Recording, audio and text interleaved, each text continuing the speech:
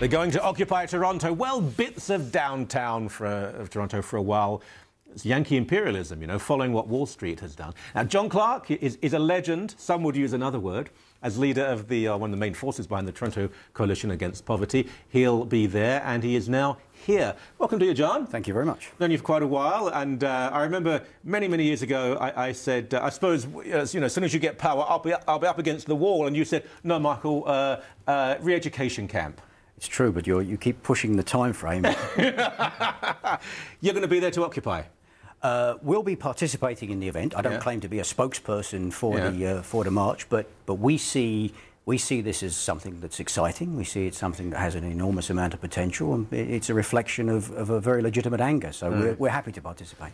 First word you used there. Not sure if you misspoke. Exciting. Isn't that why a lot of people will be there? Hey man, I mean, what, Saturday? You could go on the marathon. You could go and see a ball game. I'm going to occupy. It's going to be exciting.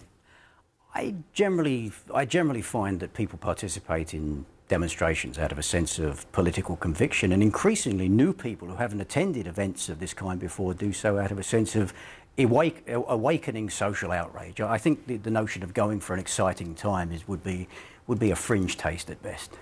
You've been on a lot of demonstrations in your time. I've been on a few, but when I was a kid and we would march against the National Front in London, against fascists in London, you went there because you knew what you were getting into, and it could be quite unpleasant at times, and those great people who marched for civil rights in the 50s and 60s in the South. But I've seen some of the interviews of people on Wall Street, and a lot of them are there because it's a happening. And I suspect a lot of people will be in Toronto. There'll be people who understand the cause, and I mean, they want to change. There'll be many other people there. You know, there'll be students from the university. Well, we've got to be there because everyone else is going to be there. Well, a lot of students get involved out of a sense of political conviction too. What are they outraged at? What is a student with publicly funded education and a wonderful life and a full belly? What are they outraged about? Well, actually, I think the reality of a lot of students is not quite as wonderful as you suggest, but that's not really the essential point anyway. People participate. People who are going to participate are going there in many cases because of their personal grievances and experiences, but they're also going there because they have convictions of outrage about what's happening in the world. So people can participate on many bases. When I think, I mean, you know me pretty well. There are things that I find outrageous. For example, 25 Coptic Christians were murdered. People in Syria are being slaughtered. In Iran, there are people. I saw the most awful image the other day of a transgendered person in Tehran being just ritually humiliated. I mean, it was just pathetic to see. They're not going to protest that sort of thing in the occupation of Bay Street. You know, it'll be the usual suspects. They'll go on about money and capitalism and Israel. And right. Come on. Is that really outrageous?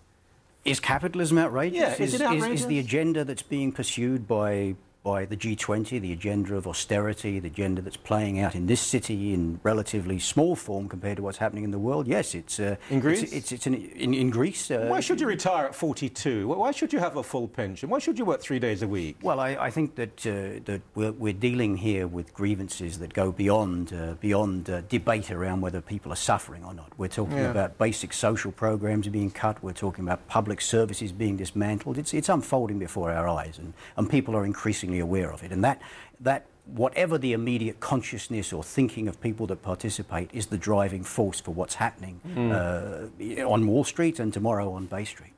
All right, I'm going to show you a few pictures. This is very unfair, of course, because these are only some pictures from Wall Street, but we're going to see some pictures now. So let's put them on the screen and we can have a look, and then John can tell me why I'm being completely unfair. There's over there, that's interesting. That's nice. He obviously doesn't like police cruisers. That's just from the silly movie. Well, he's unhappy, obviously. And what do we have here?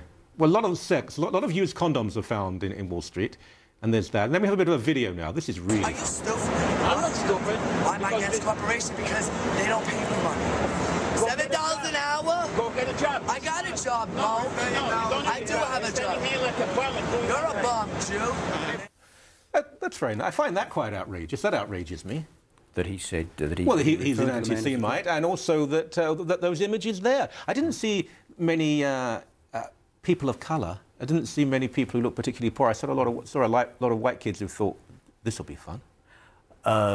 That may, to an extent, be true. I don't know. It may be that in a demonstration that takes place, the first people coming onto the street may well be primarily white. That happens in certain situations. Didn't happen in Tottenham, my friend. No, indeed. And indeed, I think you raise a very valid point. That as much respect as we have for what's starting to unfold, and as much importance as I think we attach to it, we do recognise that it's an initial stirring.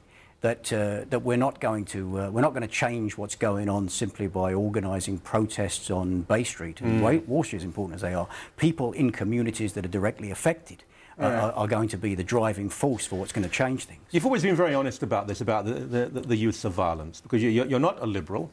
God forbid, and so you don't play that game. I'm glad you say that. Listen, you're honest. You're a Marxist, and I disagree with you, but I do respect you.